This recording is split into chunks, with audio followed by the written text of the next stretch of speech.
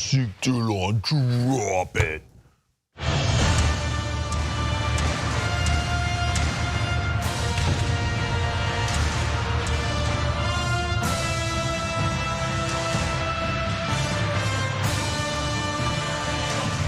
Look at this power panel. Jake Huger, John Irola, and Nina Turner, the power seat.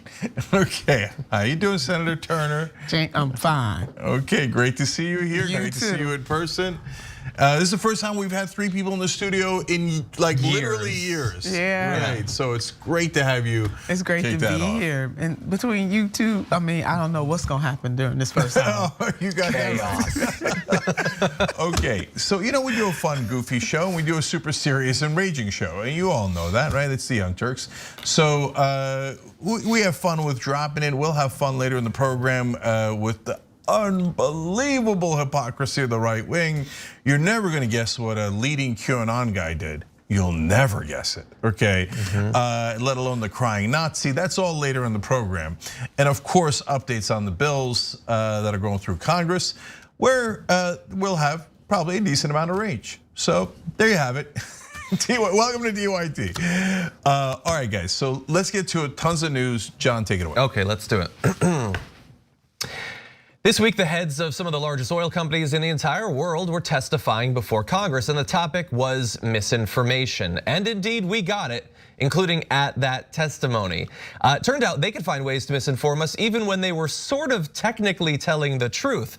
So they suggested that there is a long-term need for oil and gas, but they do claim to believe in anthropogenic climate change, and they said that fossil fuel emissions contribute to global heating. Some critics have called them out for using that term rather than something like cause or drive, because it is technically true that it contributes to it, but it's not like 7th on the list. It's not like, it's mostly the cows and there's a little bit of gas there at the end. That's not how that works at all. But the misinformation, of course, was more significant than that. And some of the grilling of the executives that happened had to do with some of the long-term misinformation that's happened over literally decades to muddy the waters around the science of climate change as well as a number of other topics.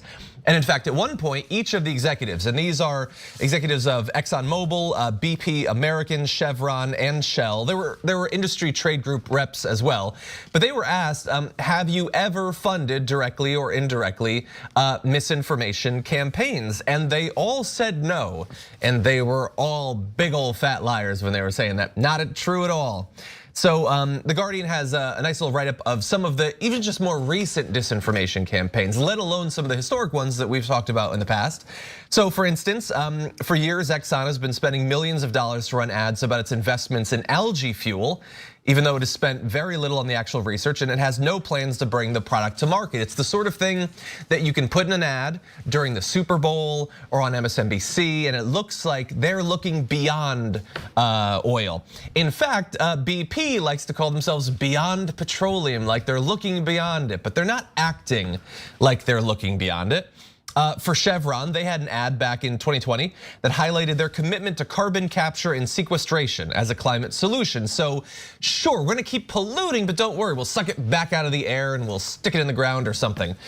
Well, according to the New York Times, Chevron is only spending what they call pocket change on the technology while doubling down on oil and gas production and exploration.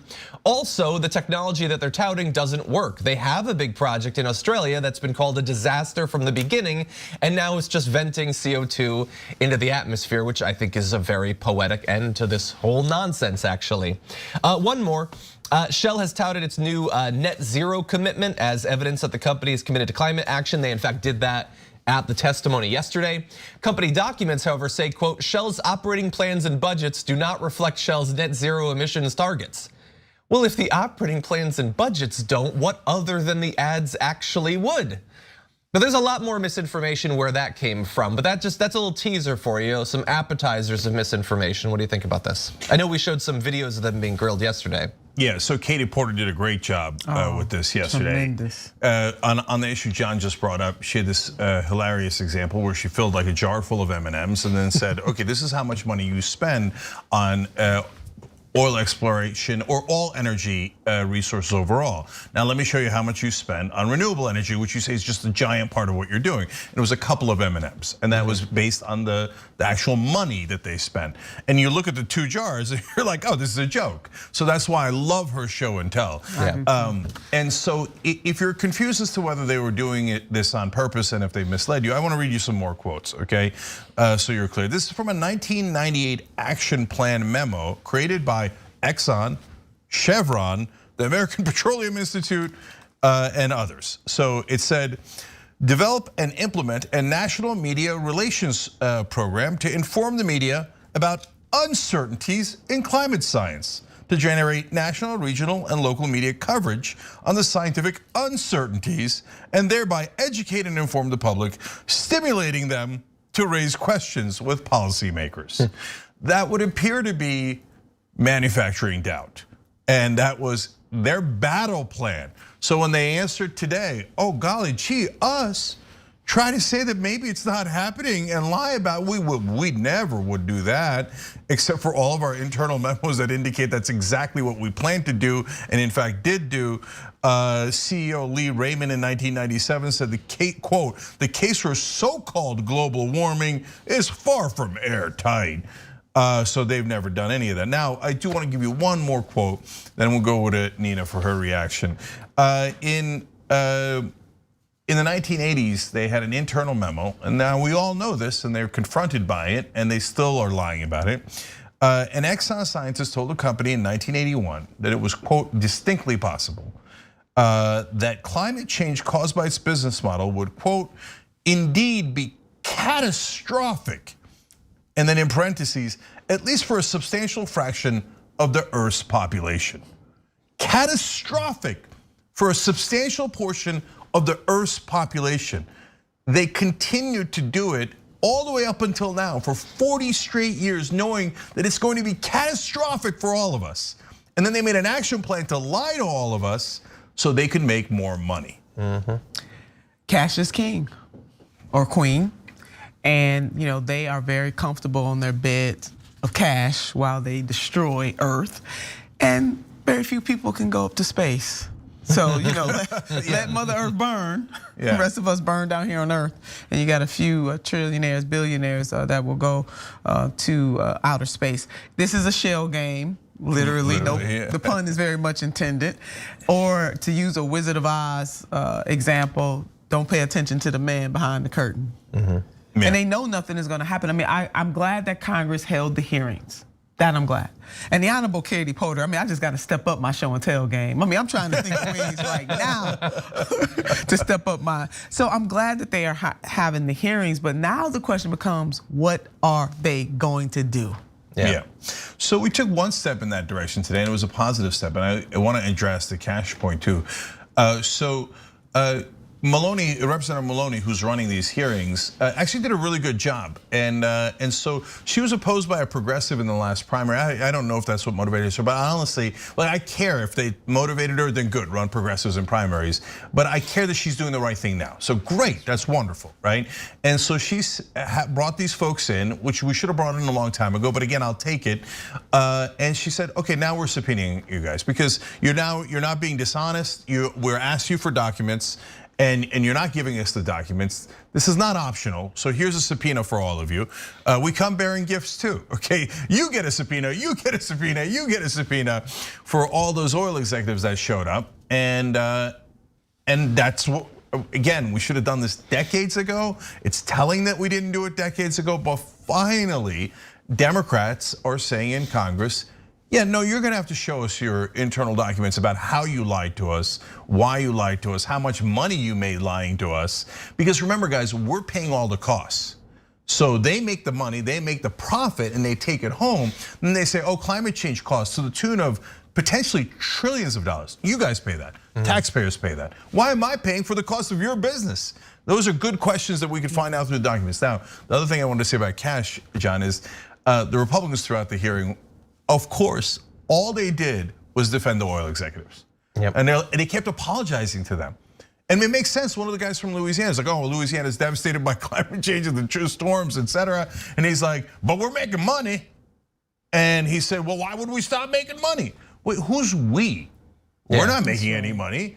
But he is, by the way, he got paid nearly $1 million from fossil fuel companies in campaign contributions, otherwise known as bribes. Yeah, and like making money as your state is flooded isn't like a noble pursuit. Like on the Titanic, the band kept playing, but it wasn't for tips. Like that's not what they were doing, but that's the thing that's worst about this. We know that the effects of climate change are going to be unequal, and that people who are already worst off are going to be hit the hardest. And along the way, we're beset on all sides by a variety of different groups that are allowing this to continue happening because they're all making money. The companies are making money from not having to change their way of business. The politicians are making money in terms of donations, as well as being on their boards afterward. Some of the politicians are just directly making money, like Joe Manchin. Like he doesn't care about any of this. He's making bank right now. And the media companies, many of them also have BP ads. Even though nobody watching MSNBC can just go and buy a barrel or anything, for some reason there's still ads for BP. So everybody's making money. There's no action, even when we deliver the White House, the Senate, and the House. We'll talk about cinema supposedly doubling down on doing something about climate change, but it certainly doesn't feel like that. All that, despite all of that, I'm glad that they're doing the hearings, if only so that we can convince more people of what needs to be done. I found some evidence, Vice was talking about the results of a poll that asked people whether they believe that humans have committed climate change, were the reason that's happening. And in particular, are oil and gas companies responsible for it? And a majority, like 60%, say that they think that oil and gas companies are. 83% of Democrats, just 27% of Republicans. But when you tell them about, for instance, what Cenk was talking about, that they've had the research for decades, they purposefully lied to conceal it, you get those numbers even higher. About 7 points more for pretty much every group, actually. Overall, the Democrats, even the Republicans go up. Looks like 9 points there when you reveal to them that these corporations have been lying to them. Now, unfortunately, it's just sort of a silver lining to show polls like that. The idea that, well, if we get more people to believe this, that'll matter, would be true in a functioning democracy. Unfortunately, we're broadcasting from America, but it's something at least. The ship will go down with a lot of people knowing what's going on at least. I mean, you really make a really good point, John, about the fact, we want to believe that that knowledge is power. And it is power, but how we act upon that knowledge really is the real power. And can the people put enough pressure to bear on the elected officials to make them move? It doesn't seem as such that we can make them move. So then what makes them move? Well, we gotta get more different people to run for office. Because if they were moving on behalf of the people, things would be a lot different in a whole bunch of categories.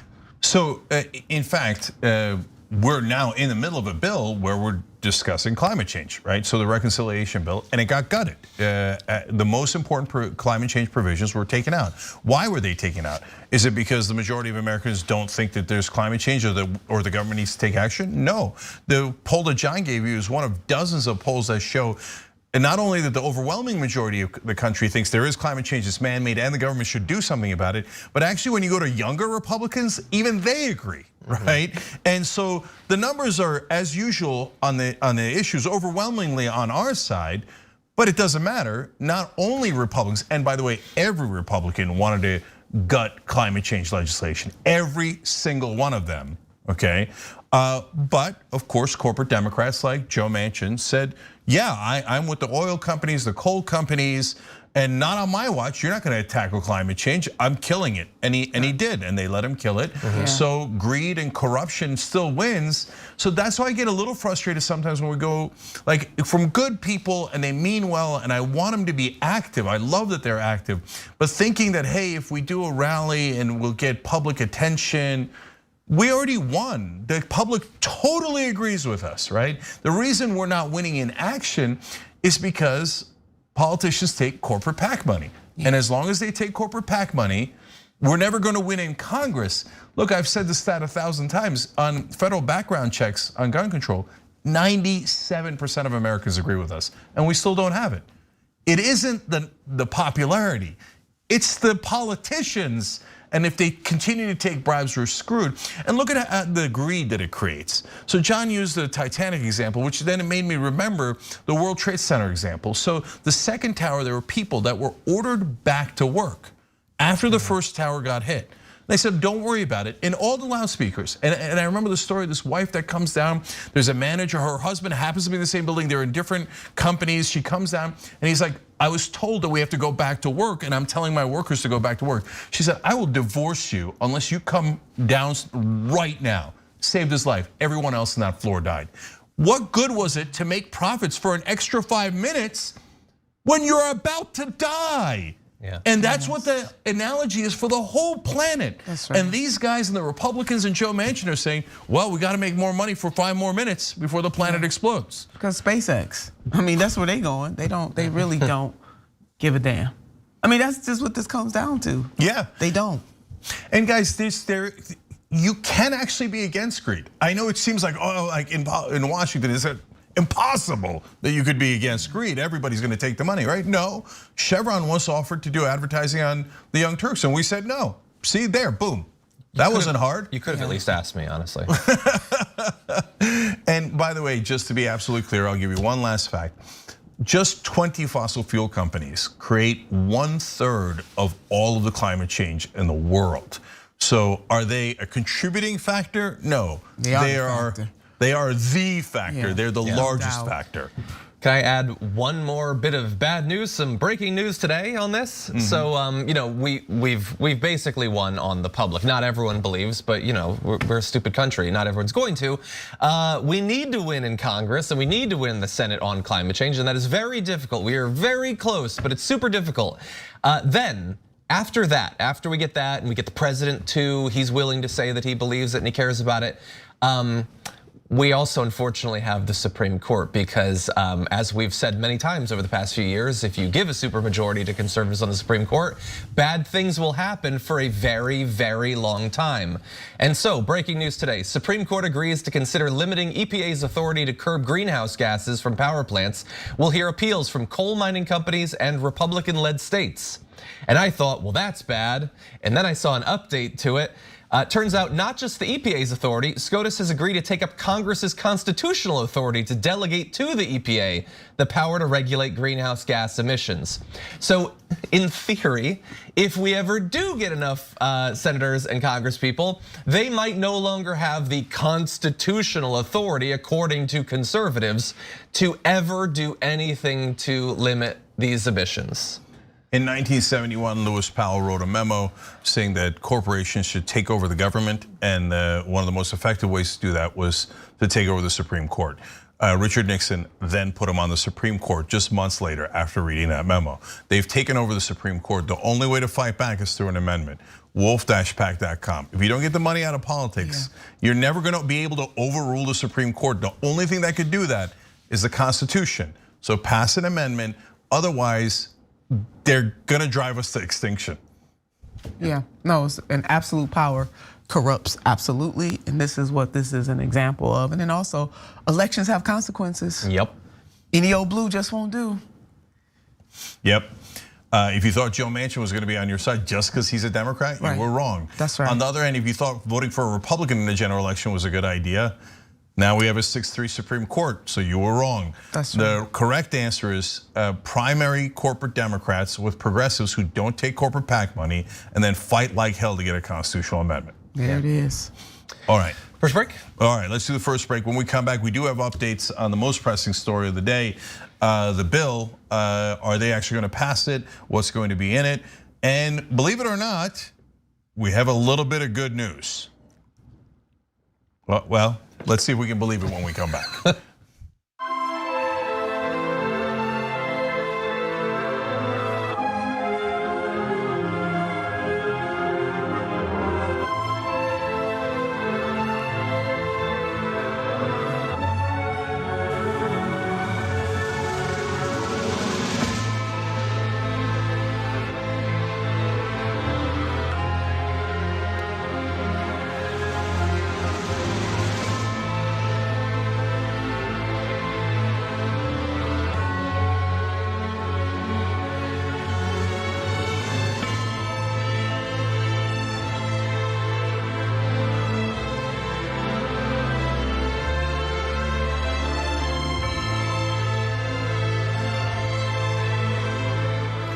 All right, back during the social break here. Let me read your comments as usual. Text Stan from the member section says, the proverbial rose between two thorns.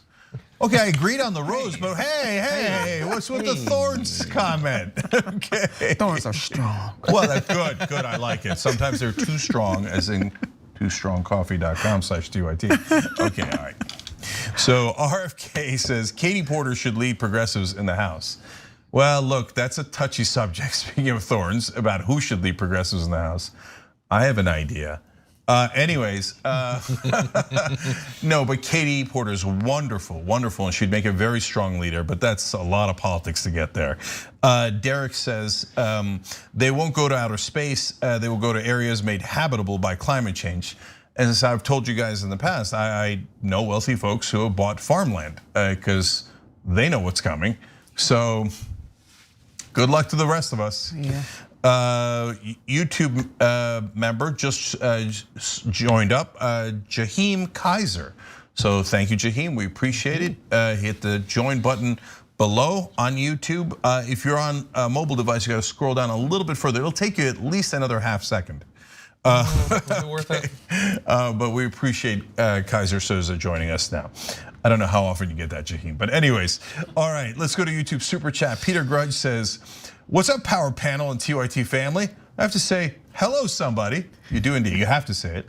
And then Peter says, Nina Turner, exclamation point. And then an emoji that appears to be, yes, broadly smiling, okay? And then says, I love all you guys. Happy Friday, just want to send some love. Thank you, Peter, right back at you. It's Matt Gase on a white Ford Bronco, writes in. Going against Katie Porter is like receiving an interview request from Ronan Farrow. The more you BS, the more it'll hurt. That's like, by the way, nice credit to Ronan Farrow, which he absolutely deserves. He broke the most important Me Too stories and did a wonderful job of journalism. Mama Bear Dragon says, they have doomed us to a future where it's too hot to go outside. Hurricanes will ravage our coast, floods and wildfires will destroy the rest. They need to be held accountable. By the way, one of the states they're hurting the most is Texas. I mean, Houston is already almost uninhabitable in the summer, and I don't know when you guys are going to wake up and fight back. I don't mean Democrats and progressives. I mean right wingers. You also live here. That's right. Something we can unite on. That's right. Yeah. That's right. Yeah. Yes. Moondragon says information is power, misinformation is nuclear power, and that's why both the tobacco companies and the oil companies manufacture doubt, and corporate media manufactures doubt as to whether there's corruption in politics. Yep. And so that's how that game is played. Thank you to Ironman42, the Dan Manning, Chris Huggy, and Dreamweaver Dragon, all wonderful bits. We appreciate it on Twitch.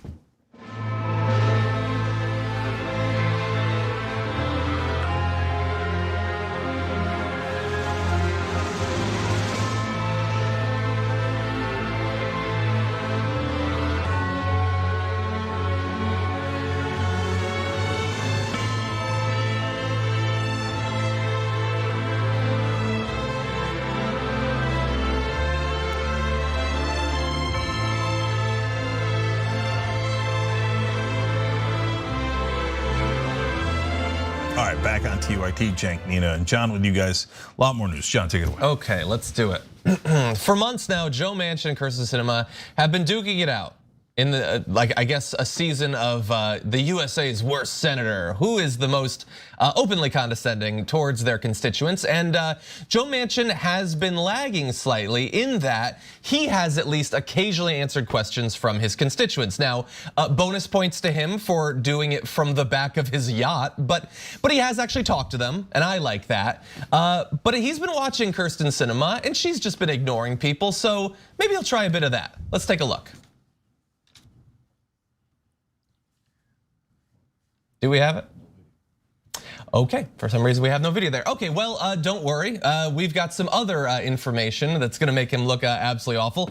For some time, we've been speculating on the financial incentives that have been driving Joe Manchin's opposition to much of Biden's agenda, but in particular, anything having to do with dealing with climate change. And it's very easy to speculate how, for a man who owns a coal company, how stopping a program that would incentivize companies getting clean energy instead of energy from coal might affect his finances down the road.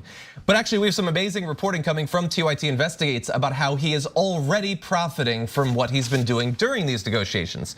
Andy Hirschfeld did a great job here, and we're gonna give you a bit of that, but it is all available at TYT. So he says Manchin's moves are helping the coal industry at large. By proposing policies that support the need for coal, that's driving up the price of coal, an otherwise dying fuel source. So far this year, the price of coal has surged approximately 260%. And the biggest jump was in the last few months. The price of coal soared by about 140% since just the beginning of July, when the third quarter started. And although Manchin's coal brokerage company, EnerSystems, is privately traded, it still benefits from rising coal prices, and that's helping EnerSystems make significantly more money than it otherwise would.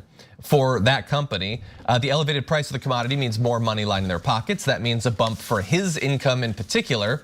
Earlier this month, TYT reported that since 2011, Manchin has raked in more than $5.2 million from EnerSystems. That makes up 71% of his entire investment income. And so it's easy to see how this works. If coal is worth more, that's gonna benefit the company. And what you had this year was a situation where, in theory, the death knell of coal could have been sounded. It was already becoming less competitive financially against things like wind and solar. And with the prospect of regulation of the coal industry, moving away from that in terms of people's investments, that's not gonna make it seem like a very positive investment. But Joe Manchin has sent very clear signals to people that that sort of regulation is incredibly unlikely to actually happen. And so while that benefits him down the road, his company will continue to do well, it has reassured investors, and that is benefiting him already. And we mentioned this for a couple different reasons. One, it's objectively true and you need to know what's happening, but also there has been far too little attention paid to the element of corruption in all of these negotiations, the not only campaign finance aspects of this, that sort of traditional political corruption, but also the personal political corruption. And Joe Manchin is an amazing example of that. I wanna make sure that you don't forget it. Yeah, here's more things I wanna make sure you don't forget. Coal is only 3% of West Virginia's economy, not the US economy. It's minuscule for the US economy. West Virginia, only 3%, affects only 11,000 jobs. And by the way, in the legislation that Manchin helped to kill, or the provisions that he helped to kill, they would have actually gotten those folks higher paying jobs in the transition. But now they won't be able to transition away from coal because Manchin is too busy making money off of it. As John just told you, $5.2 million of personal wealth in just the last 10 years alone. And that's a story that everybody should be writing about it. But good news, I actually saw CNN follow our reporting today and talk about, hey, turns out, a couple weeks later, turns out Manchin makes money from coal. Did people know that? Good, I'll take it, right? And so look, this guy's making decisions that make him richer and the rest of us poorer. But one of my questions is, why is he the one making the decisions? So as Gillibrand is beseeching him, and there's report after report of Gillibrand and other senators chasing Manchin around the Senate and in the hallways, and I'm gonna read you just one of the tweets from Andrew Solender, who I believe works at Axios. He said, Gillibrand just lobbied Manchin intensely on paid family leave on the Senate floor. She wouldn't let him get where he wanted to go without saying her piece. And then she was heard saying, quote, if you let me write it, I will write it. I just want this in the bill. It's so cheap.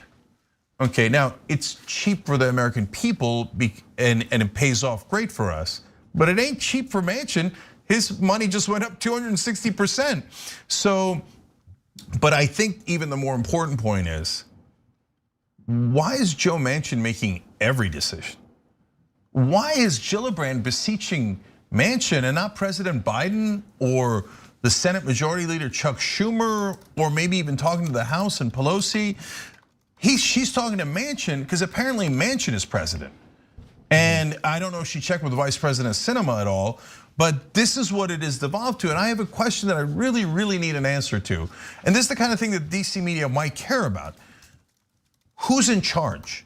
So when we say that Manchin took out paid family leave, no, but he can't take it out unilaterally. Somebody else has to make that decision.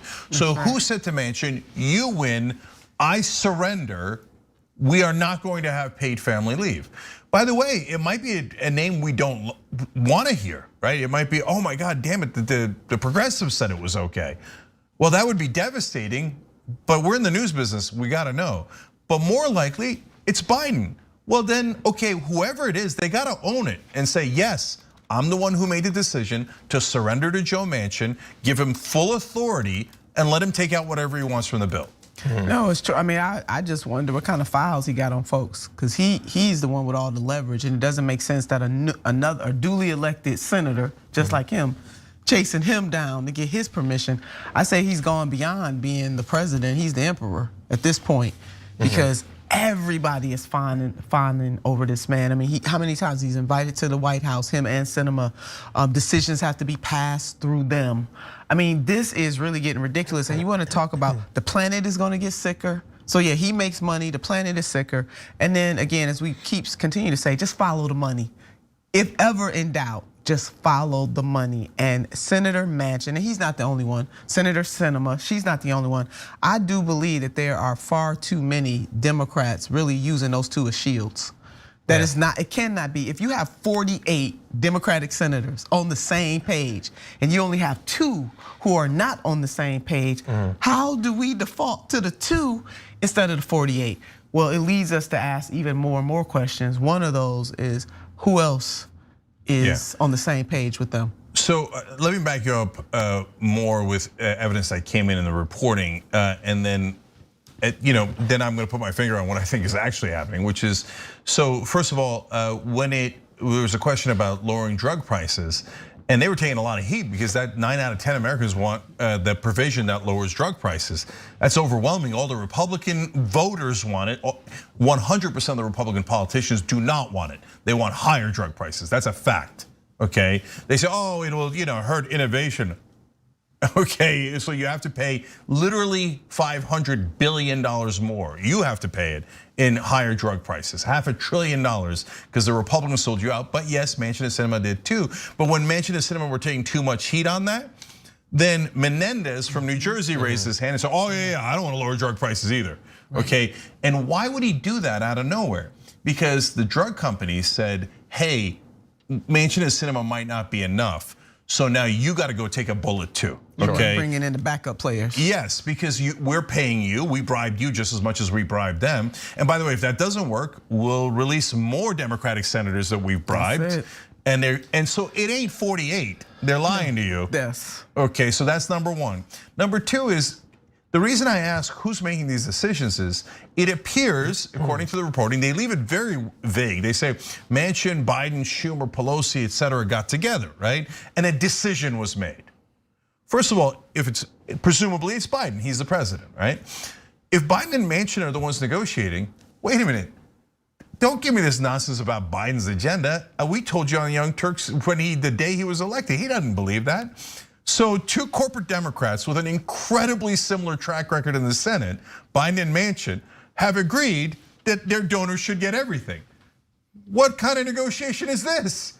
So Joe Biden, tell us, was it your actual agenda or wasn't it? And if it was your agenda, why were you so weak? And you gave it all away to Emperor Manchin. And so those are very uncomfortable questions. And I wish we had a press that would ask Psaki and Biden and Schumer and all those guys, who's making the decision? And Joe Biden, is it really your agenda? Are you happy to give these things away? If you're not happy to give them away, how weak are you? Yeah. Fight.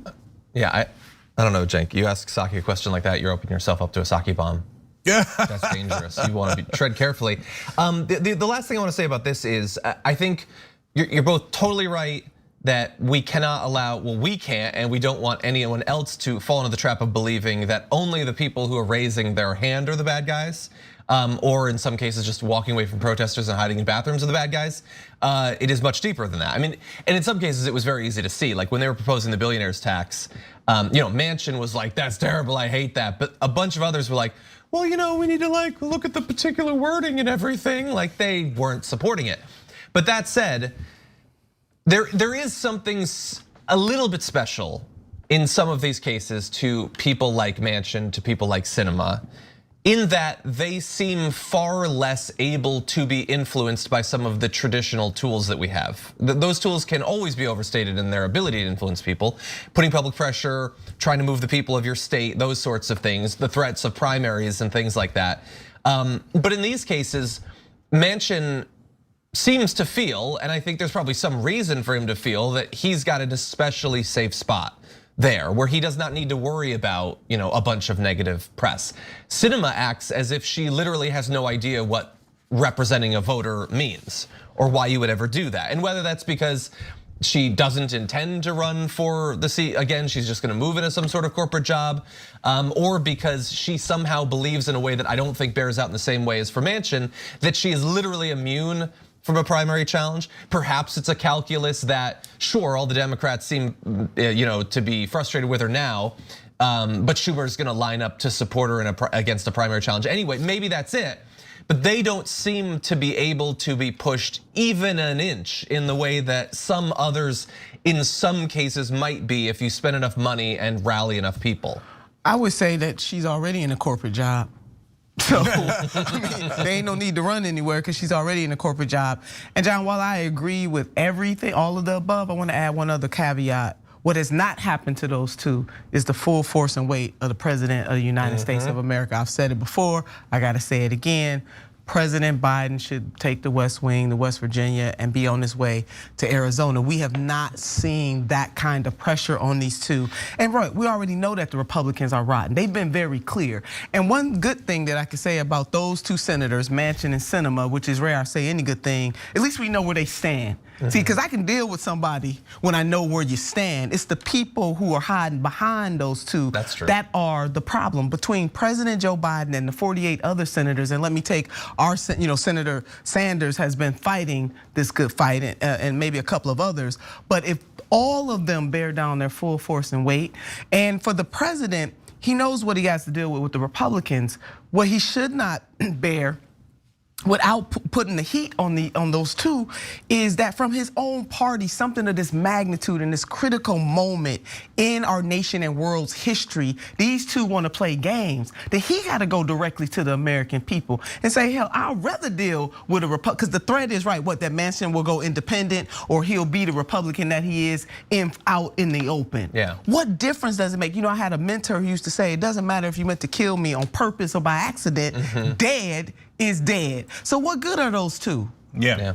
So I want to build off of that. So first of all, to John's point about Schumer, here's an easy threat. I'm not saying that it would work 100%, but it's nice to try because it might work.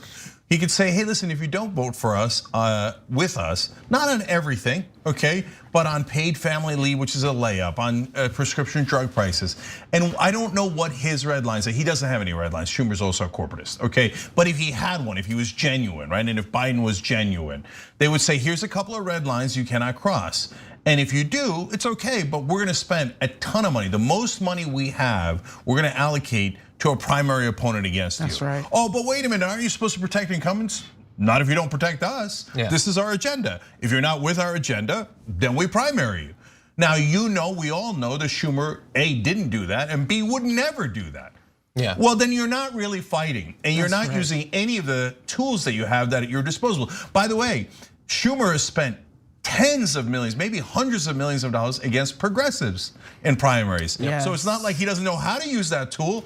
He's just choosing not to use it. That's right. With someone who is corrupt, and they know it. So, and by the way, who protects all these guys? The mainstream media. Did any of them explain to you how Schumer's protecting Manchin and Sinema? No, they didn't, right? Yeah. So now, what could Biden do? This is what Nina said in a power hour we did for the members a couple of weeks ago. She had a mentor that said, look, and this is political, not literal, right? Right. But look, if we're gonna fight, and Biden could say this to Manchin if he actually meant it, if it was really his agenda, if we're gonna fight and there's gonna be blood on the floor, some of yours and some of mine, but it's gonna be more of yours than mine. That's right. And so that's how you actually play hardball. So look, I'll go further. If it was me, or probably if it was Nina, right? I would say, hey, listen, Joe, here's what's gonna happen, okay? Here's my red lines, you cross them. And that's okay, we fight. And the way we fight is I spend the rest of my presidency telling the American people about what a corrupt, and then fill in a number of blanks there, okay, that I would use. Yes, right? please. And how corrupt you are, Joe. And what's gonna happen is I'm going to absolutely ruin your reputation. Yeah, okay, you killed my bill. Okay, hey, we got blood on the floor. It's okay, right? Yeah. But you're not gonna walk out of this place without everybody in America thinking that you're the worst person who's ever been in the Senate. Yeah. And by the way, your son and their coal company and all that money you're making, the stock went up, or the coal prices went up 260% based on what you did. I wonder if that's insider trading. Anyway, we'll see how it goes. Oh, your daughter walked away with a $30 million golden parachute while she outsourced jobs. Now look, guys, you can say, oh, you can't do that. His poor daughter's only making $30 million outsourcing jobs. You can't threaten their corruption like that. Why? Who would say that? None of you would say that. The right wingers wouldn't say that. The left wingers wouldn't say that. The only people who would say that are the people who think it's outrageous to challenge corruption. Yeah. So you know Biden doesn't really mean it. Schumer and Pelosi don't actually mean it. But look, I'll take anything that's even cynical if it's going towards our direction. So let me give you the good news that I promised. Kirsten Sinema is now apparently saying, I think that maybe we should put paid family leave back in. Okay, great, deal, okay? Now, the reality is, I don't know if she means it or if she's doing it for marketing, but we could use it for momentum. So, by the way, now you should turn to all the progressives. We have a petition, right? TYT.com/petitions. You could find all of them, but in this case, it's TYT.com/petition/no-deal right there. And we'll put it down below in the description box too. Sign it, and so we already have about 5,000 people, get to 10,000, get to more, right? This is to say to progressives, demand at least paid family leave or no deal. No deal. And now progressives can say, even Kirsten Sinema wants it. Right. Even who doesn't want it? It's just Manchin. It's 49-1. Come on. And we're not gonna get it? No, we're voting no. That's right. And 49-1, in the Senate, but if we add in the president and the vice president, I mean, the numbers are even higher. So I'm with that, Cenk. And oh my God, he laid that out, didn't he, John? That is it. Baby, I'm coming for you. And look, if I don't get you before my presidency is over, I'm gonna spend the rest of my natural life coming for you. Exactly, Joe that's a great point. Bear in mind too, on top of the family leave, she supposedly wants the child tax credit to be extended for as long as possible, which is theoretically more than one single year, as well as climate change. I don't know exactly what that is. To be fair, Joe Manchin has also ensured that climate change is coming. Not a solution though. But anyway, who knows? I don't trust a single thing out of Kirsten Sinema's mouth, but I guess let's keep hope alive for a little bit. To what you said earlier about what Schumer and Biden could do, first of all, it's like the bare minimum. Like, you've been working your whole life to be in these positions of authority. Are you gonna act like it for literally 5 minutes? But also, it's pragmatic, and it's not just pragmatic for the bill. It doesn't just maximize the chance that the bill actually passes, or that if the bill passes, we actually care that it does, because it includes things that you promise and that the people need. It also is pragmatic for the midterms, because if they pass nothing, or if they pass effectively nothing, they are doomed next year.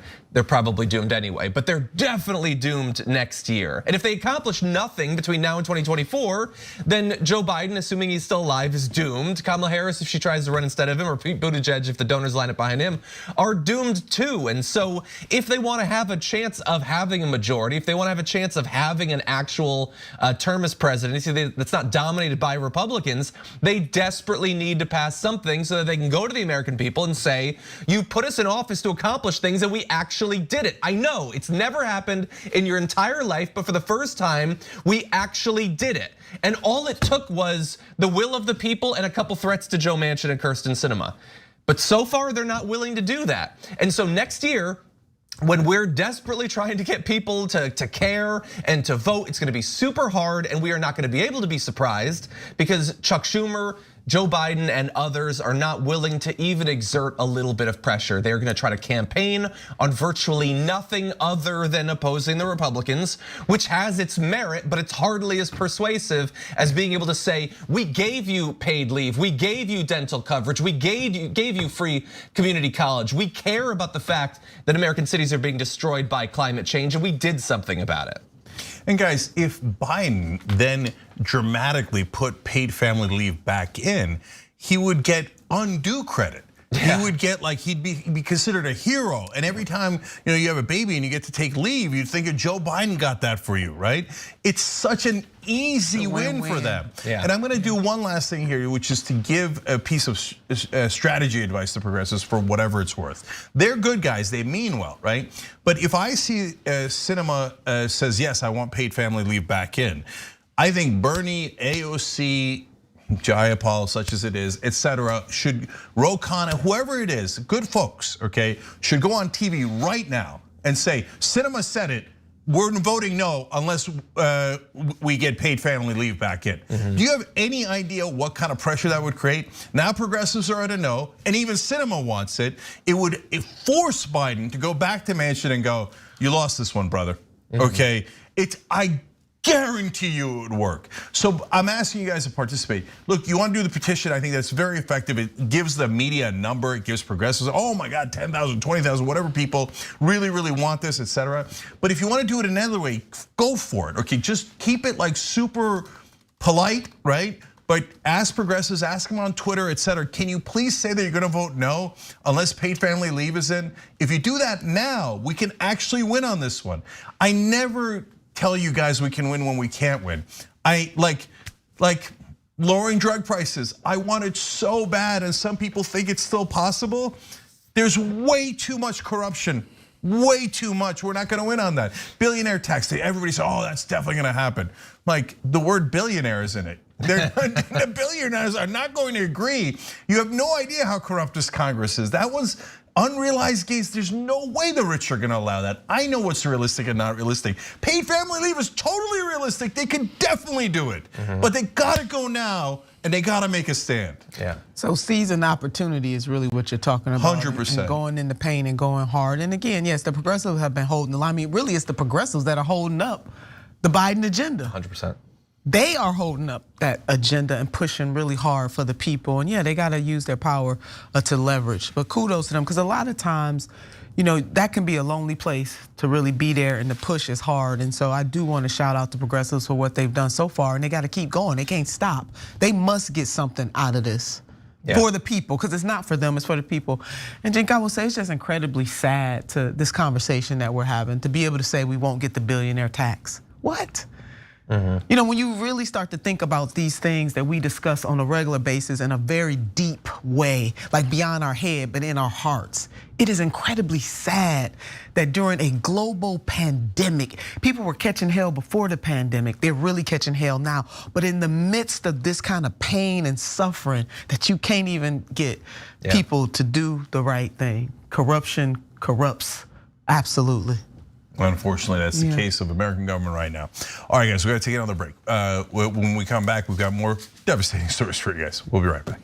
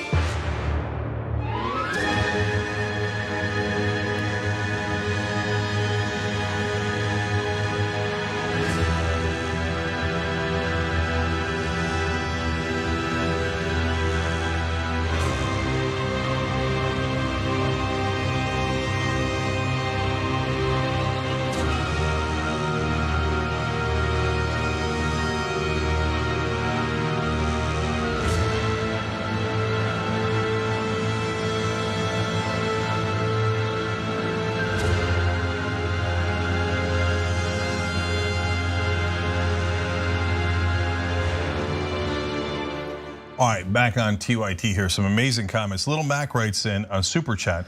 Nina, you are the progressive hero I know I can be the Robin for. Wow.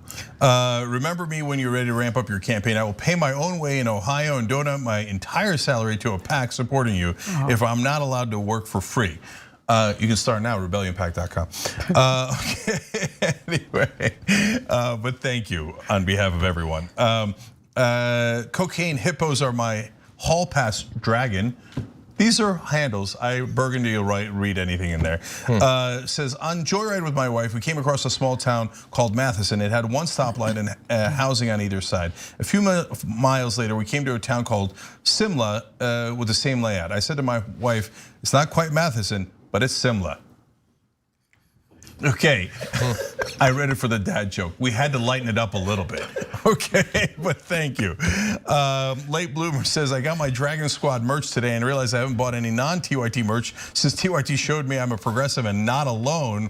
Jank, Anna, John, JR, Brett, and everyone else, thank you.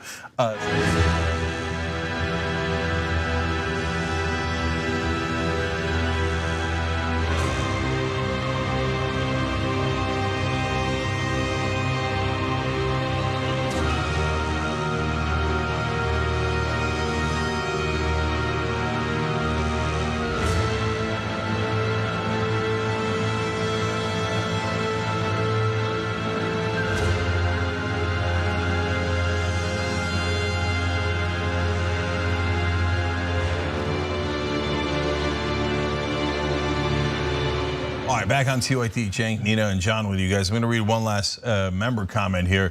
Diana wrote in, when Nina speaks, she makes me wanna stand up, shut off my machine, and hold up a sign that says Union, channeling Nina T. Norma Ray. I love that. Oh yeah. All right, God bless. Thank you guys, Yes. you're awesome. And by the way, members are the reason why we have Nina here. So thank you to all the members out there, and tyt.com/join and become a member. All right, John. Okay, let's do it. Representative Adam Kinzinger has announced that he is not going to be seeking re-election, which some people, Donald Trump, very glad to hear about. Here is his announcement. Dehumanizing each other has become the norm. We've taken it from social media to the streets. We've allowed leaders to reach power selling the false premise that strength comes from degrading others and dehumanizing those that look, act, or think differently than we do. As a country, we've fallen for those lies, and now we face a poisoned country filled with outrage blinding our ability to achieve real strength. It has become increasingly obvious to me that as a country, we must unplug from the mistruths we've been fed. In Congress, I've witnessed how division is heavily rooted. There's little to no desire to bridge our differences, and unity is no longer a word we use. It has also become increasingly obvious to me that in order to break the narrative, I cannot focus on both a re-election to Congress and a broader fight nationwide. I want to make it clear, this isn't the end of my political future, but the beginning. Okay, you can make that clear, you can't necessarily make that true. But Kinzinger, look, has, to the extent that virtually any elected Republican has, he has occasionally gone against Donald Trump in significant ways, including on impeachment. And Donald Trump has hated that, and he has not forgotten. He in fact greeted the announcement by Kinzinger there, writing 2 down, 8 to go in a statement. So he's happy about it at the very least.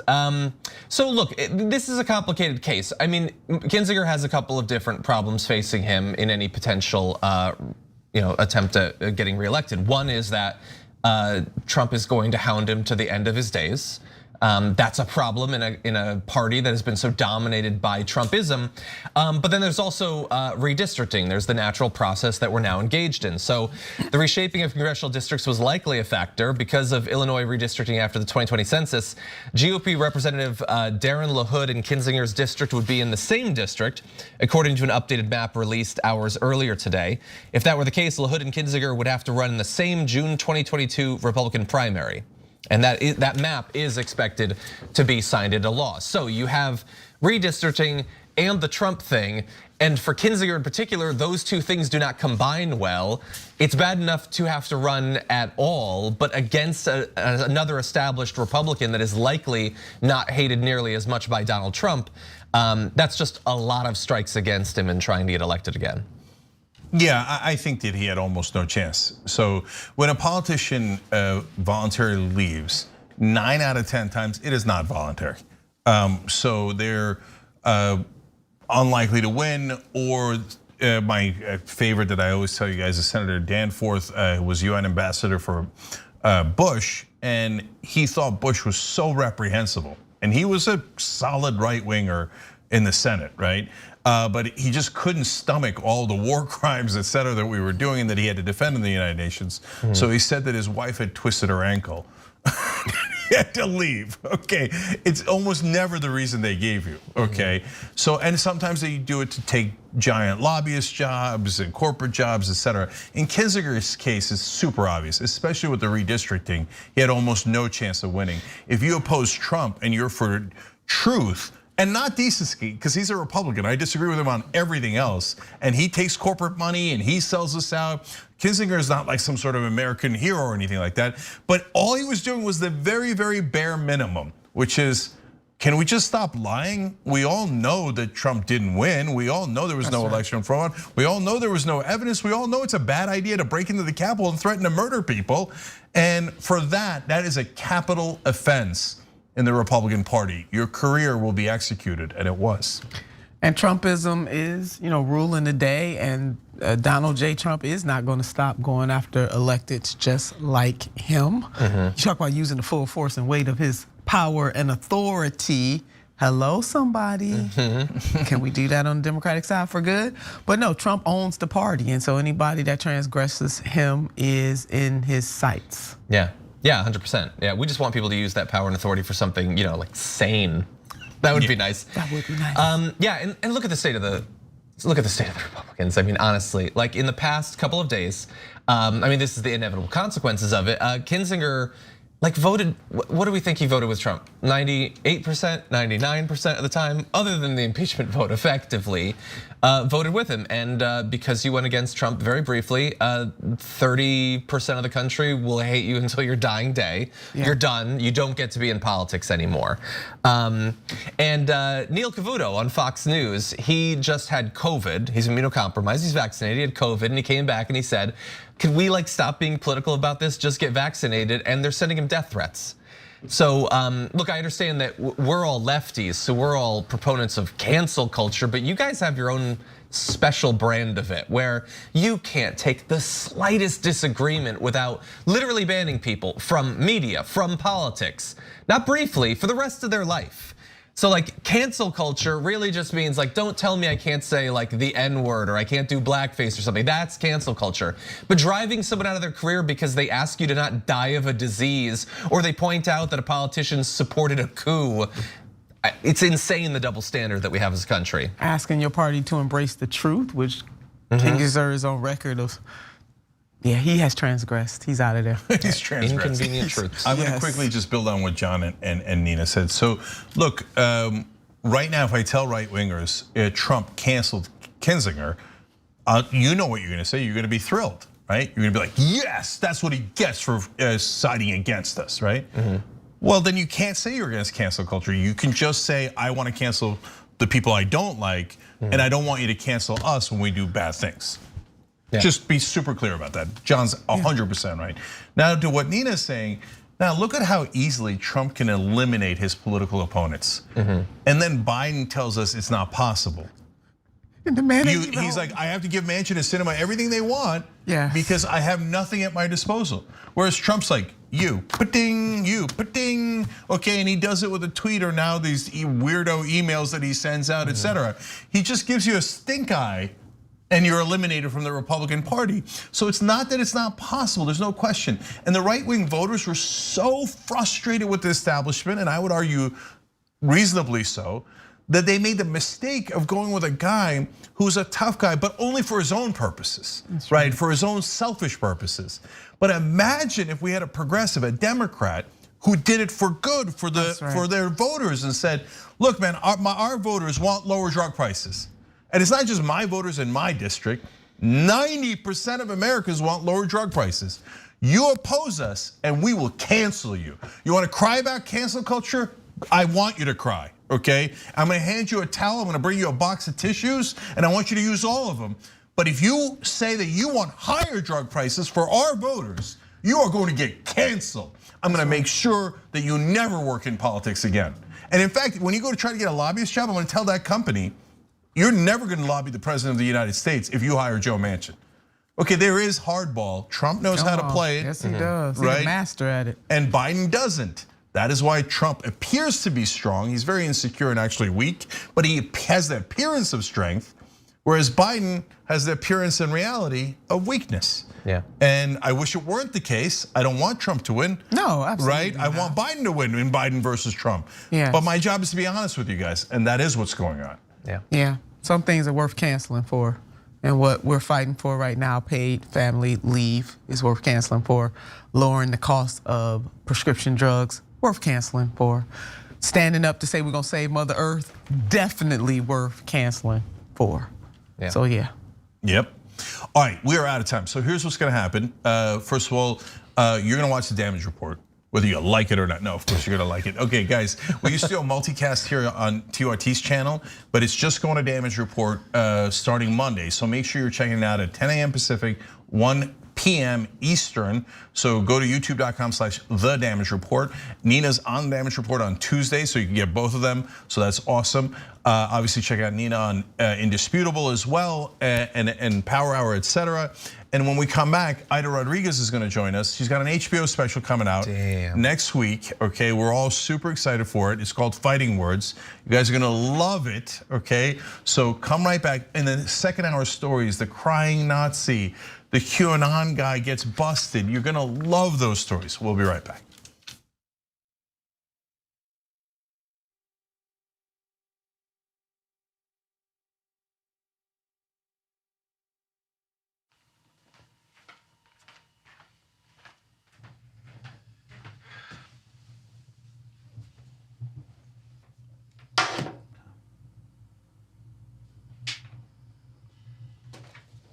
Welcome to the Damage Report. I'm John Idarola. This is gonna be a big one. Meanwhile, in the Arctic, you know where this is going. You watch the Damage Report, the Arctic's on fire. Obviously, why would we be talking about the Arctic except to tell you that it's melting once again? The Republicans aren't that interested in it. I wonder why. Lift out of poverty up to 3.7 million people, including an estimated 1.3 million children. Hashtag save the children? Not if it costs money. I mean, come on. At TYT, our mission is to boldly pursue truth, challenge the establishment, and drive positive change. At a time when corporate capture of our media, our government, and our politics is nearly absolute, everyday working people need a champion to fight for them and to push back against the powerful interests that threaten our democracy itself. At TYT, we're proudly progressive and call out corruption and duplicity wherever we see it, from Republicans, Democrats, or anyone else. And unlike mainstream news media outlets, we're not beholden to corporate advertisers, to defense contractors, to Wall Street, or to big pharma. We only have to answer to our audience, and for nearly 2 decades, we've accomplished that by delivering honest, timely, and insightful perspectives on the day's news without fear or favor, or concern for whose toes we might step on, or which powerful elites we might offend. And while we're super serious about the news, we also manage to do it in a way that is fun and lighthearted. We can do this together and serve our audience, and yes, have fun doing it.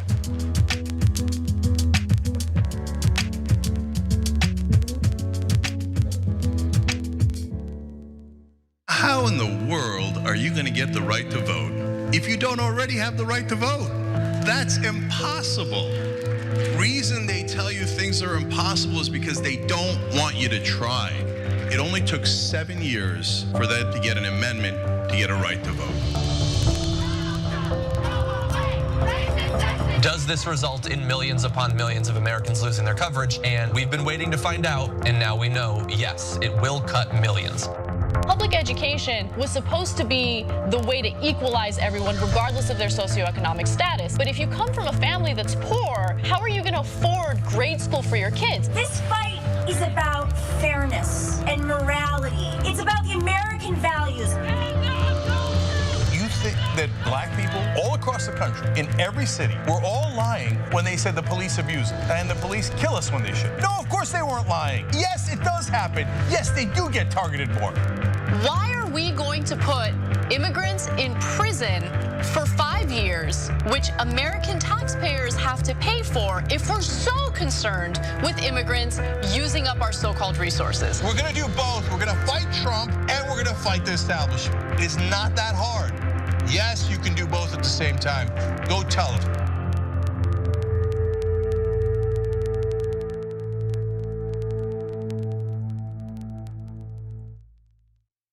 ShopTYT.com has new shirts like this one. And you're thinking, Cenk, what is that one? I can't see it other than the black. Yes, so I'll show it to you.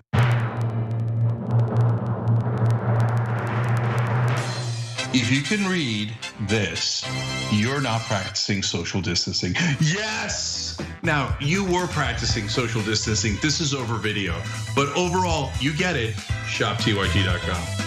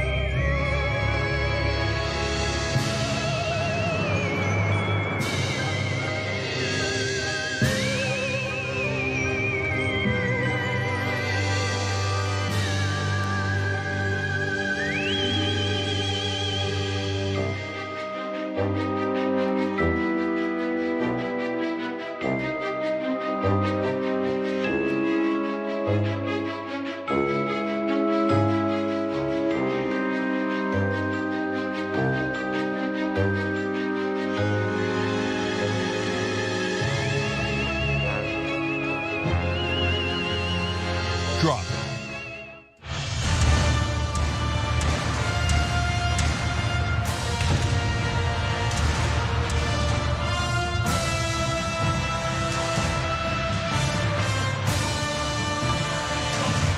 All right, power panel. Cenk Uygur, J.R. Jackson, Ida Rodriguez. All right, Ida, not a big deal, but kind of a star. We got an HBO show coming out November 4th. Not a big deal, called Fighting Words. Okay. Yeah. Well, I wonder where you got that name from. I love it. I love it. So, Ida, it's great to have you back. How you doing? I'm good. I'm reminding you when I said to you when Dum Dum won the election, and I was like, "What do we do now?" And you said, "Now we fight." Well, we've been fighting ever since. I love that you remind me of that. And that's true. We've been fighting ever since, and now we got Fighting Words. So can't wait for that. Everybody check that out on HBO Max. Okay, we got a lot of stories, and some of them are hilarious. So, JR, take it away. Semi-hilarious, semi-sad on this first one. Yep. Christopher Cantwell, also known as the crying Nazi, if you may remember. He's defending himself in court now as he and 23 other white supremacists are being sued by victims from that 2017 Unite the Right rally out in Charlottesville, Virginia, where he took part in. Now, before we get into the people that are helping him with this solo man defense plan that he has, first off, let's get into why this guy has to defend himself in the first place. So let's go straight into this from BuzzFeed News. So Mr. Cantwell has rendered attorneys' continued representation of him unreasonably difficult, has created a conflict of interest between himself and attorneys' other clients, and has engaged in conduct attorneys consider repugnant or imprudent, which is what two of his former attorneys, is how they put it before they dropped him. So now he's got to do it on his own because everyone is working with him is like, I'm tired of this guy. So where is this coming from now? What is his new legal help? Who is he listening to? How is he getting this information? A man who spent 5 months with Cantwell in the same unit in a medium-sized security prison in Marion, Illinois, said Cantwell was inspired and emboldened by the polarizing messages emanating from Fox News. Oh, surprising. Specifically, Tucker Carlson, even more surprising. In a filing in the Charlottesville lawsuit, Cantwell specifically cites Carlson as someone with whom he shares many views. That's weird. Jared William Smith also told BuzzFeed News here in a phone interview that a group of white supremacists had banded together behind bars. They learned about what was happening outside the prison walls and the political messaging of the day from the far-right outlet, again, Fox News and specifically Tucker Carlson. So after, quote, the whites, as Smith called the group, they finished their legal work for the day. The group would regularly go to a television room in the prison to watch Tucker Carlson's evening program like it was like a Looney Tunes and Cartoon Network. So this is just the way that they've approached this. So Tucker Carlson is on the line for being his, I guess, his approach for his legal defense in this. I'm surprised, he's not inspired by the things that happened on January 6th, but that's a separate issue.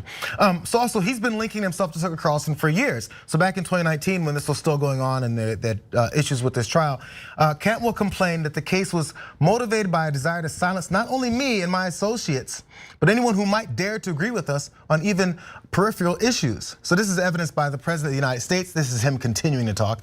This is evidenced by President of the United States and the second most popular show on cable news, Tucker Carlson, being branded as white nationalists on account of sharing a small number of our views on the pressing issues of our time. So Tucker Carlson agrees with the small number of issues that are the pressing moments of our time.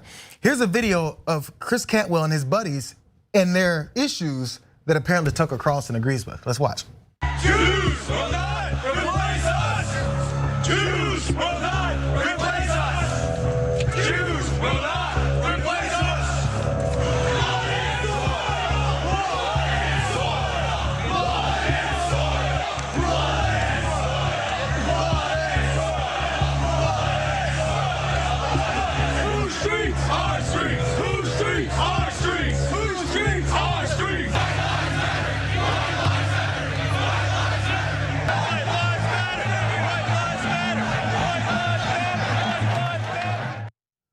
I didn't say it, Chris Cantwell said it. Jews will not replace us. Blood and soil. Whose streets? Our streets. White lives matter with tiki torches and surrounding and saying they're gonna kill people. I didn't say it. Yeah. Cantwell said it. So Cantwell is the guy in the black t-shirt with the words radical agenda on it in that video. That video is never not enormously shocking. Like, I can't believe how many of them there were. They didn't have hoods on, and they were chanting in the streets of America, the Jews will not replace us, carrying torches.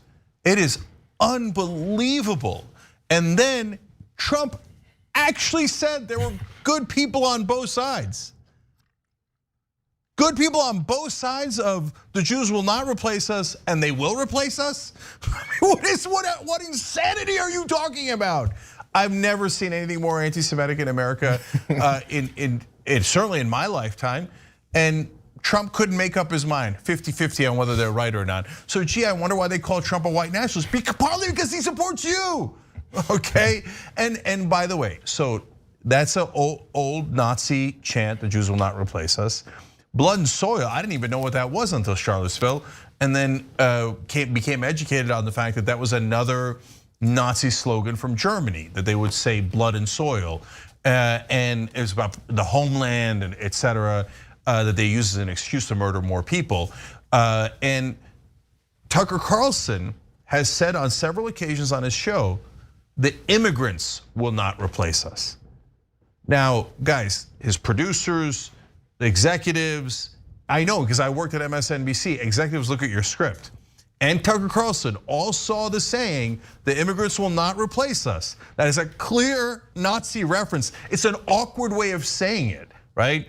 What do you mean, like the immigrants will not replace us? Why are they replacing us? That doesn't mean, like, okay, they're coming in addition and you don't want them to come. I'm not saying you can't have an anti-immigrant opinion. I think you're abhorrent that you have one, but it's okay, it's America, you're allowed to. But when you phrase it exactly like that, even after the Nazis marched in the streets and said the Jews will not replace us and brought that Nazi slogan back. That's why Chris Cantwell says, oh yeah, we all watch Tucker. Tucker's got our message. And so that's a fact. You could say, oh, well, that's not fair. Just because Tucker used the same slogans and the Nazis loved Tucker, that doesn't mean it's Tucker's fault. Okay, if that's what you think. You know, I remember, JR, you were there at Politicon when Cenk had that conversation with Tucker Carlson, and he made the reference of immigrants. He told the story about how he has these elaborate dinner parties and he lives in this exclusive community and he doesn't want just anybody to go to his dinner parties. And that's how he felt about immigrants, that he wanted to have a say in who came to the dinner parties. So I'm not surprised that he would say that the immigrants would not replace us, but which immigrants is he talking about? Because the last time I checked, you know, like we've been doing this thing now when we do events that we make sure we do land acknowledgements and that we acknowledge the First Nations people and the Native people, the indigenous people, and remember whose land we're on, because it is amazing to me the way they use the word immigrant when they themselves are immigrants. But what I was gonna say is that I saw some of the people reacting to this man, and a lot of people kept talking about mental illness. And I just wanna make sure that we always hold people accountable for their behaviors and their hatred and not always attribute it to mental illness, because there are people who have mental illness that are fully functioning and living regular lives, doing everything that other people do, and they are not walking around dropping the N-word and fantasizing about hurting people of color, Black people in this country. I just think that was a very violent, and that video always feels shocking, and it always feels, as you said, it always feels volatile and violent. And standing from where I'm standing as a woman of color, a Latina woman, a brown person, a Black person in this country who are always painted by media as being violent, that is the epitome of violence and ugliness that you like to pin on people of color, and that was really gross. It's one of the reasons that they do it, just so they can continue to fly under the radar. I think we talked about it last week. It's just always the way it goes. Hey, it's like, hey, look over that way, there's a squirrel, and then they're over there doing something right next to you, or they're blaming the people who are actually trying to stop them from being exactly what it is. So it disarms the people that are gonna call out what it is that you're doing, because you say it first, immediately after you do it. Now, if you're Tucker Carlson, and you're the #1 cable news host, and you have one of these known people know who Chris Cantwell is. They know he has a nickname because he was crying when he heard he was actually gonna get arrested for his crimes, that consequences were coming. So I would think it's hard to believe that Tucker Carlson doesn't know who this guy is, or doesn't know about the Unite the Right rally, or that they're saying they're gonna be replaced, as it's become a theme on his show to talk about the replacement theory. So I'm not sure how soon someone may ask him. Maybe there's a guest on his show that he debates with. They'd be like, so how do you feel about white nationalists and Nazis that are in prison saying that you are their inspiration? No one asks these guys this stuff. And if you do ask him, how is he gonna separate himself from it? Nobody else is accusing you of being this white nationalist that someone needs to throw in prison. The white nationalists are saying that you are their inspiration. It seems a little too easy and too direct to ask him something like this. But why doesn't it ever happen? Well, he doesn't do that many interviews. Obviously, nobody at Fox News is gonna hold him accountable. He's doing insane documentaries now about how January 6th was a deep state false flag operation, and that that were taking right wingers into Guantanamo Bay. Just totally lies and insanity. But look, Tucker Carlson consistently talks about the white replacement theory, that whites are going to be replaced. Well, so that sounds crazy to the rest of us, and it's a racist idea that says we have to prevent non-whites from coming here because they're replacing the whites. By the way, it's okay if Europeans come here because then you're replacing whites with whites in their theory, and that's okay. How is that not avowedly racist, openly racist, when you say we want whites to come, we don't want non-whites to replace us, to quote unquote replace us? And again, nobody's replacing anyone. It's just an old Nazi slogan, literally. Okay, it doesn't even make any sense other than to Nazis. So now, but I want to build on something that Ida said. It's because it's projection. Because what did racist right-wing white folks in this country do? Not all white folks, I'm very specific, racist right-wing white folks in this country. They replaced the indigenous people. They killed them and then took their land and replaced them. So they're doing projection. They think, well, we murdered them and took their land. So, and then we enslaved others and then made sure they never had any rights. And we've been brutal and vicious and murderous of others, so we assume they'll do it to us. No, you idiots. We're not for injustice, we're for justice. We're not gonna treat white people differently if quote unquote we're in charge. We're not gonna make you drink Starbucks coffee. We're not gonna replace you. We're not weirdo murdering Nazis. Okay, so stop projecting your despicable hatred onto us. We don't want any piece of it. So anyone that's claiming, oh, Tucker Carlson, I don't know what you're talking about. I mean, we think dirty minorities might replace white people, but I don't know why you would say that's racist. Yo, get out of here, man. Even the Nazis are like, yeah, Tucker. Okay, it's not subtle. It's not anywhere near subtle.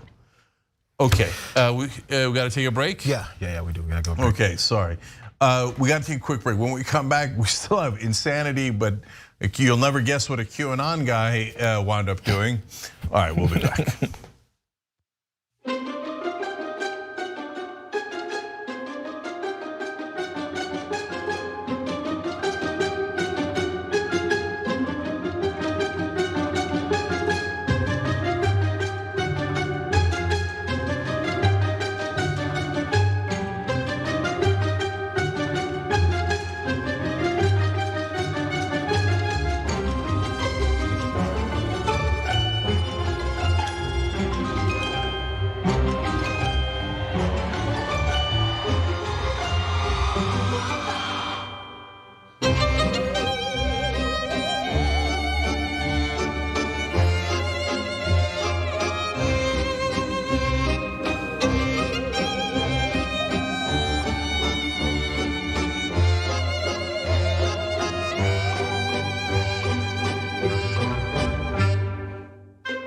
Back on TYT during the social break here. This is Blood23 writes it on Twitch. Woo! And resubscribed. I like that. Chris Huggy cheered 100 bits. Act Dragon cheered 500 bits. You guys are the best. WAP 2020. If the make sud dry by, you write the handles. I read them. Okay. Wrote in. Ida, I've missed your beautiful face, your passion, fire, and wisdom on TYT. So glad to see you. Ida, there's a lot more where that came from. In fact, I'll go to Super Chat. Late Bloomer writes in, Ida, damn woman, I've missed you and your perspective. Okay. And then in the members section, Michelle just screams, Ida's back. Okay, so a lot of love for you out there, Ida, unsurprisingly. Okay, the true serum's back. Okay, oh, I can't hear you. Oh, you're muted. I just wanted to say one thing. When you said that about projection, it stayed on me. White people need to be scared of white people because white people been doing to even white people what they did to everybody else. And I'm not talking about all white people, so let me make sure I clarify that. But those racist white people, I mean, I'm in awe of the fact that even white, people refer to other white people as white trash. So that projection that you're talking about is real. It's like you got to look inside. You got to look in. You got to look in your natural habitat, the people around you. And those are the people you need to be talking to that implemented these harsh ways towards other people because they've even done it to themselves. Look at the serial killers. The majority of white serial killers killing white people. You don't ever hear, oh, white on white crime is out of control. it's just unbelievable that you project that onto the people you have oppressed and victimized and not look at your own people and say, this has to stop. 100%, that's right. That's why people love that Ida's back. All right, Shy Coltrane 42 in the member section says, while the Nazi clown rots in jail, Führer Carlson sits warmly in his mansion. Tucker could give a rat's butt about these racist buffoons. Tucker's getting a nice fat paycheck. So true. Very, very, very true. And then R. Stone writes in the super chat, remind me somebody remind the right wing there are plenty of jobs available. Why haven't the immigrants taken them yet? That's right, we're in the middle of a labor shortage. What happened? I thought the immigrants were taking all of our jobs. So that's such a great point. I love how smart our audience is. Okay, Omega Shenron Dragon writes in Mr. Krabs' voice, I can't do that one. Oh, let me play the world's smallest violin for those bigots. Let me get a mug for their bigot tears. Merchandise idea. Okay, shoptyt.com. You'll like it. We'll be back.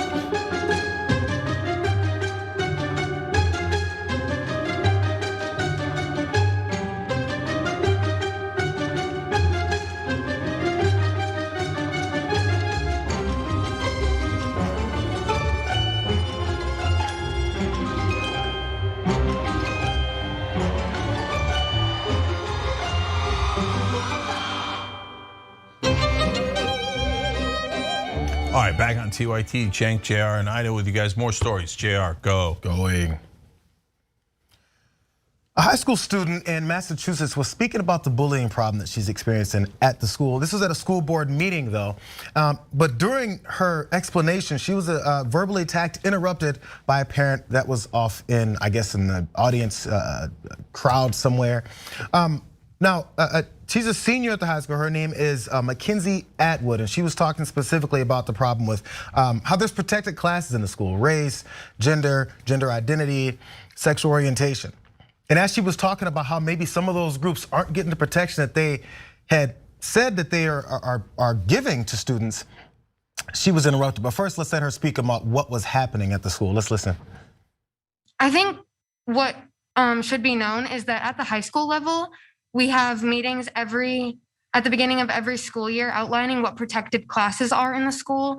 What is not clear about school environment is that though everyone is said to be protected, that is not followed through.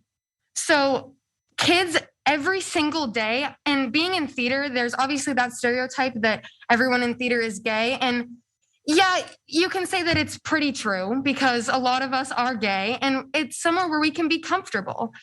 And that's a safe space. But when kids are coming to theater every single day telling me, oh, I got called a in the hall today, or I got called a racial slur in the hall today, that's not something to, joke about, though it's become something that we're so numb to that it becomes a joke. So if you heard the first part there, she's speaking out for people who have become accustomed to being called slurs and it's become a joke. And she's like, I remember we talked at the beginning of the year about how there's protected classes, but we're not protecting everyone. Now she went on, a parent in the audience decided to interrupt her. Let's listen to that second part. So I think it's important to understand that yes, everyone is protected at the school, but being someone who is Caucasian is not something that you're getting bullied about. No.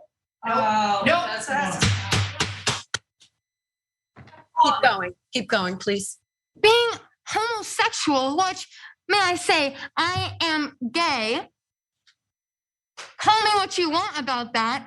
I am being personally attacked in school about this. I'm asking you to refrain. Extremely disgusting that you can look me in the eyes and say that I'm not being oppressed at the school. Sit down. You will be asked to leave. Please sit down. It has to stop. This is the indoctrination. We are going to ask for a slight There's no such thing as a gay agenda. There is no such thing as a As it was going, it looked like she was going into saying black agenda or the rest of these agendas that these types of folks are worried are taking over our schools and our society because people exist. So as there was a couple blanks there in the audio, it's every time the woman in the audience was yelling, interrupting, and screaming, because I believe the school board was trying to keep her from getting her comments out there out of turn. But part of it was also, this is the indoctrination, she screamed at this teenager who's talking about how people that she's friends with and experiences things with are being bullied despite the school's policy on keeping these types of things down. And that built up a rage and a fire in her gut to jump up and scream that this is the agenda. The agenda to then do what? What then happens to people if the school decides to protect students that are being called names, that are being bullied, that are probably potentially being physically assaulted? It could get to that point. What's the downside again? What happens to people? Well, look, this is time to keep it real. So first of all, I just want to clarify. The person pounding the gavel is the good guy. She's trying to get the parent to stop yelling at the gay student. The parent is the one that's standing up, obviously not her parent, but someone else's parent, saying, you're trying to do indoctrination. Well, indoctrination of what, right? Like, so she's gay. She's just stating who she is, and that offends that person so much. She's telling her, stop telling people that you even exist, because you stating who you are is indoctrination. Like, if my kids hear that you're gay, they might apparently magically become gay. First of all, you should look into that, right? As a parent, you should figure out if your kids, what they are, right? And if you think that, I mean, look, I'm not gonna entertain their insane ideas about how it's a choice. I'm gonna get back to her ideology in a second, okay? But guys, I don't know how we get along. So you fill in the blank for whatever you are, right? So JR is black, I'm Muslim, Ida's black, Latino, Latina, I should say, et cetera, right? And so if they say to me, if I say, hey, look, they're discriminating against me in whatever context, because I'm Muslim, I was born Muslim, I'm atheist now, but because of that background, they call me these names. And somebody yells at me, stop your indoctrination. How could I stop? Okay, and by the way, in my case, it's even more true because I stopped being Muslim, I'm atheist, but it doesn't matter. And by the way, if you don't know that, that's how racists work. Right wing attacks me for being Muslim all the time. All the time. It doesn't even matter that I'm not in the religion anymore, because they're not doing it based on ideology or thoughts or principles. They're doing it based on outward appearances, right? And things that don't matter, like skin color and background, et cetera. So what is that? Let's be honest about it. So when you say, don't be what you are, because that's indoctrination, you're saying, I hate you. So, and if you're teaching hatred, I don't care if you're gonna cry about it. Oh no, that's my religious beliefs. My religious beliefs say that I should hate you, and I should teach my kids to hate you, and I should try to get the whole community to hate you, and we should all hate you so much that we don't even allow you to say who you are. Well, no, I say no, I'm gonna fight back against you. I think you're a hateful person if you're against gay people in America. If you think they shouldn't say who they are, if they shouldn't proudly declare who they are and say, I don't want to tolerate your hatred. So if that's what we're gonna fight about ideologically, I'm very ready for that fight. The people on the other side are not good people. They're not good people. They're terrible, evil people. Evil. Because religious fundamentalists call us evil all the time, and we didn't even do anything. We just are who we are. And they call us evil for insane things we didn't even do. Okay, well, if you're gonna put that hatred into the world and you're gonna try to bully that poor girl, you're evil. That parent is a terrible, terrible, immoral person teaching everyone in her community, including her kids. I don't know if it sounded like it was female, dad or mom, whatever it is, that parent is the one spreading poison in the community with their hatred. That's who you are. If you're a right winger who hates gay people under the guise of religion, oh my God told me to hate you. I don't give a damn who told you to hate gay people. We're gonna fight back. In this country, the right wing has dominated for so long and made it seem like the rest of us should be happy to even be here, that they've allowed us to exist. Hey, we haven't even murdered you yet, and here you are. But shut up and know your role. No, we're citizens. We're 100% American citizens, just like you are. If you don't like it, and you don't like that we're not a theocracy, that we're not like Saudi Arabia and we live under your oppressive religious rule, your fundamentalist rule, and you don't like the fact that it's a democracy, you don't like America, you don't like our Constitution, you don't like equality, you don't like justice, that's on you, because you're an un-American scumbag. That's what the hell you are. All right, I think I'm very clear on it, Ida. Dang, go off, Jank, go off. Listen, I was raised by a man who was killed by homophobes. He was beat to death in Miami in 2013, not 1945, 2013. Beat, kicked, stumped to death, kicked over and over in the head until his brain bled until he died by homophobes, and nothing happened to those people. I will say that the person yelling out, "This is the indoctrination," has already been indoctrinated. They've been watching all this propaganda.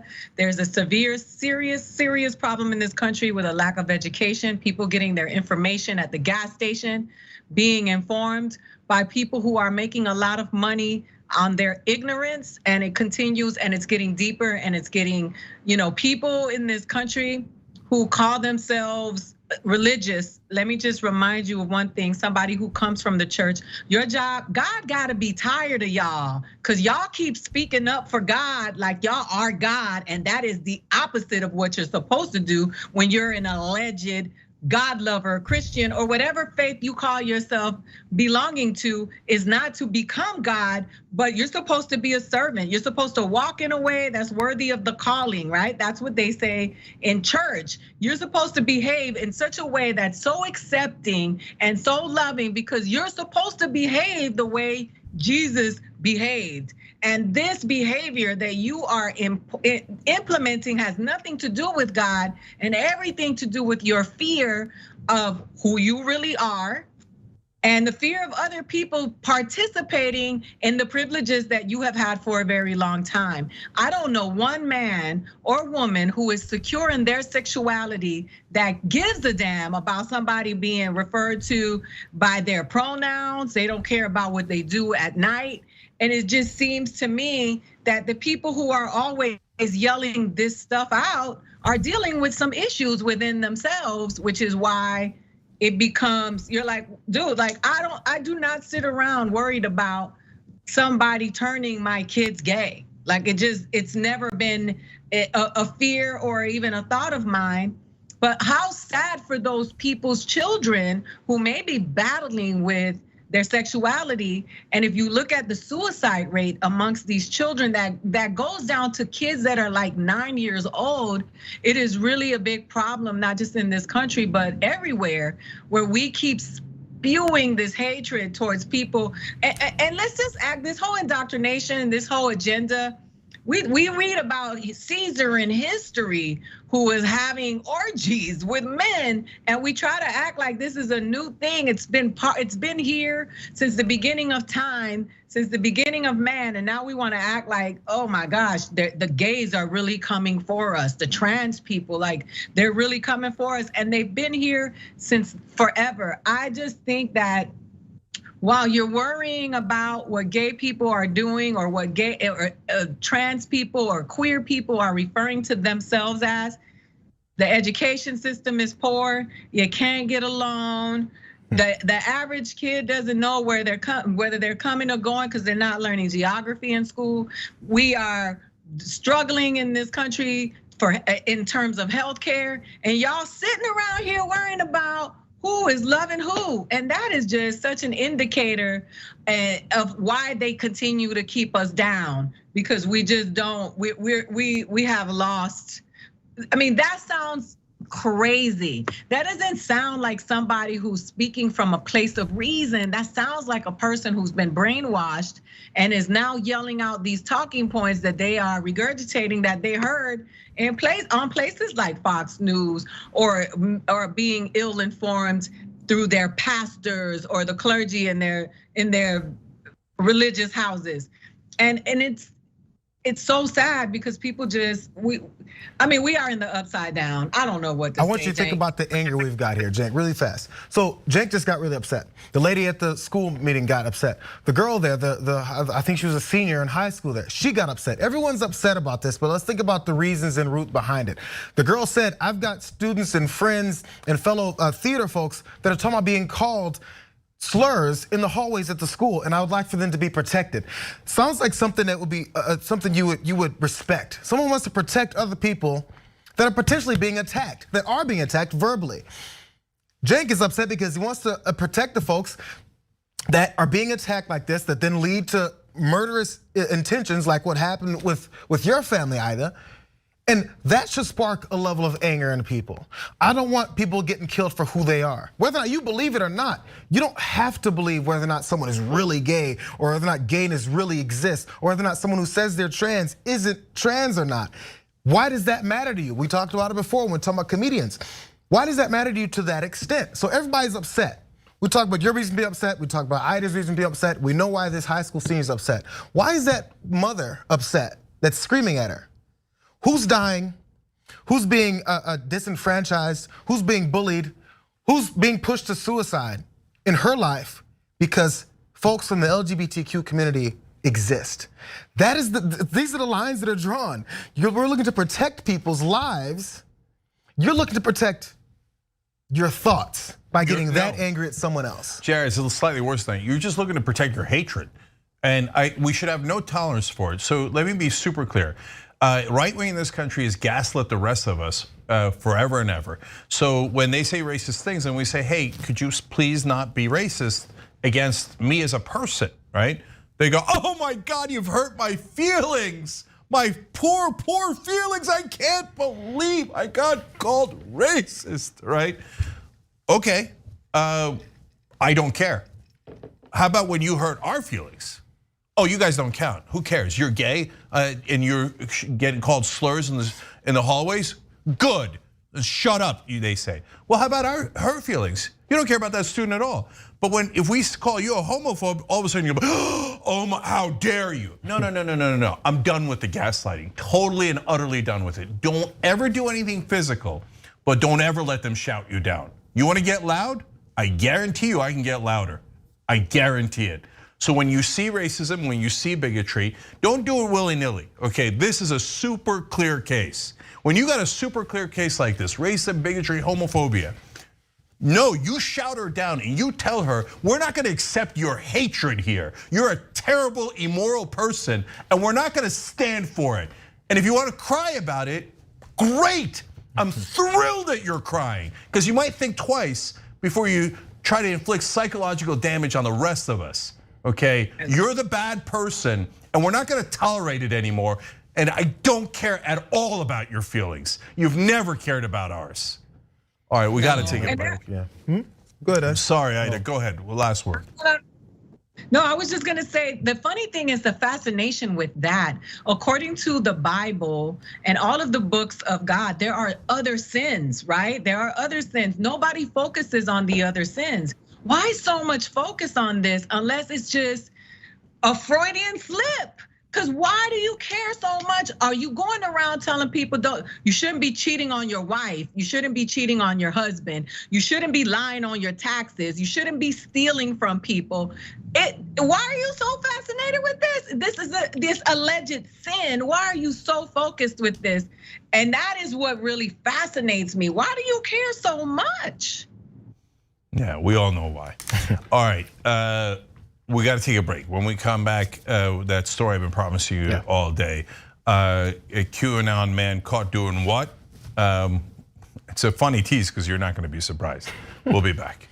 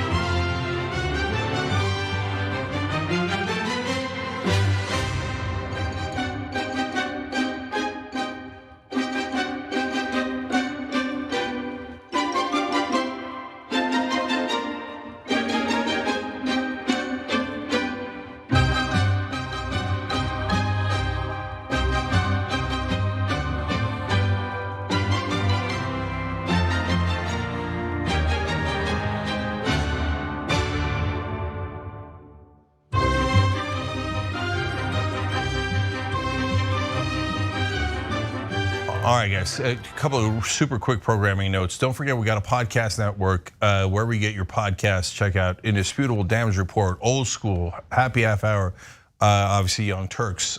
So that's another great way to catch the Young Turks wherever you are.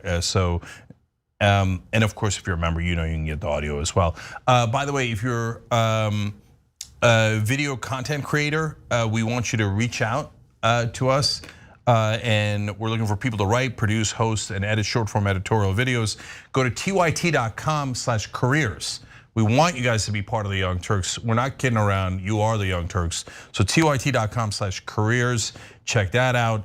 Obviously, we've been telling you about if there's enough subscriptions on Twitch, we're going to do the one chip challenge from Pocky. But mainly, what we're trying to do. We're trying to drive positive change in the world. So get involved. tyt.com/change. Thank you for all the members who make that possible, etc. So there it is. And then go to our, speaking of members, let's go to them. Tina writes in, oh my God, this young woman is so brave, I feel for her, referring to the student that we showed. Shadows writes in, damn straight, Cenk. Thank you for once again saying exactly what I was thinking. Thank you, Shadows, for saying that, I appreciate it. Speaking of Twitch, let's go there. Assassin's Requiem cheered 50 bits. Daisy Dragon gave 500. That's amazing. Jax, Drax, and Yeetwood Mac and L Parker X3 all gave 100 bits, and so did Chipmunk PDX. And Barkeater Jeff and Drew and Georgia also chipped in, and we appreciate it. Every bit helps, literally. And it's the thought and it's the community that we care so much. Speaking of which. Brother Bucker gifted 5 community subs on Twitch. Daisy Dragon, Willowmaker Dragon, Dave Schmidt 311, and someone from Flint all gave out 2 gifts. So thank you. I love it when we stick together like that. And by the way, you see anybody else being yelled at by a right winger for who they are, you stick together with your brothers and sisters. Even they're not in your particular race, ethnicity, background, gender identity. It doesn't matter. We all stick together. And protect our sisters and brothers. And as if I were dreaming, wrote in, love TYT, keep telling the truth to the best of your ability. You're doing a service to this world. Thank you for saying that. We deeply appreciate it. But remember, guys, there is no TYT without you. So I thank you for it. We'll be back.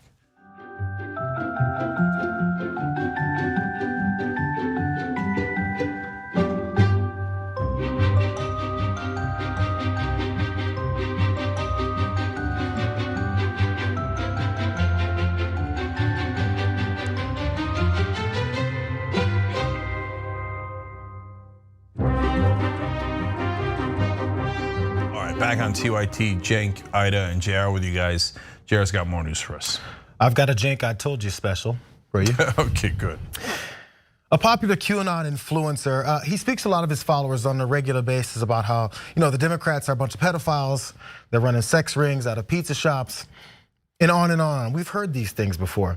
But it's just come out that he's the one doing that stuff. Surprise, surprise.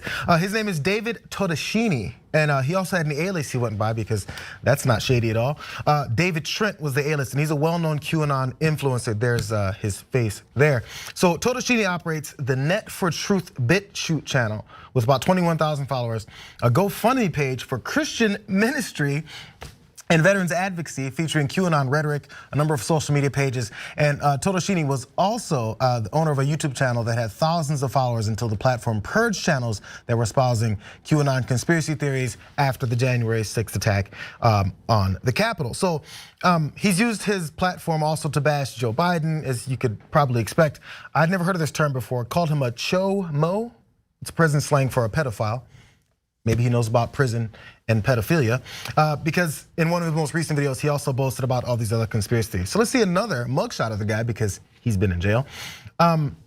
So the Right Wing Watch reported that he, about his background as he's talking about pedophiles and Democrats and child sex rings. So he's a convicted sex offender, a level 3 threat according to New York Sex Offender Registry. And that means that he is at high risk of repeat offense and a threat to public safety exists. That registry categorizes him as a sexually violent offender. Todeschini was convicted in 1999 of coercing an 8-year-old boy into sexual acts 3 years earlier than that. So after his alias came out and they found out who he was in this way, he's also upset at Right Wing Watch for telling the truth. You kind of hear it all the times, like Media Matters. How dare Media Matters post what I said? Same thing here. How dare Right Wing Watch point out who you are? As you're talking about it, you didn't want to brought up the whole subject. So he said he was planning on suing Right Wing Watch for publishing that investigation, but when he was asked about what was inaccurate about that account from Right Wing Watch, he didn't really respond. And also, he had one more claim about his conviction. I am an enemy of the deep state, and I did what General Flynn did. He pled guilty to a crime that he didn't commit. So what did you do? Why'd you do that? Yeah, I thought it was all made up, but it turns out you did admit to a crime. Oh, you did go to prison. He went to prison for almost 5 years. By the way, should have been a hell of a lot more than that. Sexually abusing an 8-year-old. I think it was 5 because it was 3 years before that. Yeah, so look guys, what do we do with these folks, right? So we're constantly, because we're good people, struggling with like, oh, we got QAnon people, you don't want to yell at them because that'll spook them. You don't want to call them dumb because they really get offended at that. And how do we get them to stop being insane, etc.? Or how about we don't? We just say you guys are monsters. It's not like they're shy about calling us names. Like, so you know what this guy said? So of course he accuses all Democrats of being pedophiles, even though he knows he sexually abused an 8-year-old. He knows who he is, right? And by the way, he might be in trouble here because he didn't register all of his aliases because he's on this dangerous sex offender list. This is one of the most popular QAnon guys in the country. He didn't do it, Jake. Okay, so by the way, I never heard the word chomo, right? Jay, I never heard the word chomo. This guy's heard the word chomo because that's what child molesters, looking for the right word here, child molesters in jail are called, because he was a child molester in jail, so they probably called him chomo. And so he knows that, that's why he goes by that. You know what he said about Hillary Clinton? Now, I'm no fan of Hillary Clinton politically, but he said that she was torturing young girls and literally cutting their faces off and drinking their blood. And we have lunatics that live among us who believe in insanity like that. Okay, hey, QAnon lunatics, you're actually listening to the child molesters. They're trying to get you to attack the wrong people. How many times does this have to happen? Matt Gaetz and other guys like, oh, the Democrats are terrible, I can't believe. And it turns out, oh, he's busted for having sex with an underage girl. Oh, look at that. And Donald Trump, oh, that's Q, and he gives shout outs to Q, etc. And it turns out, hey, he was really great friends with Jeffrey Epstein. Every time. And then Ghislaine Maxwell, Jeffrey Epstein's co-conspirator, the worst child molester that we have in prison right now. They ask him, well, what do you think about this child molester? He says, oh, I wish her well.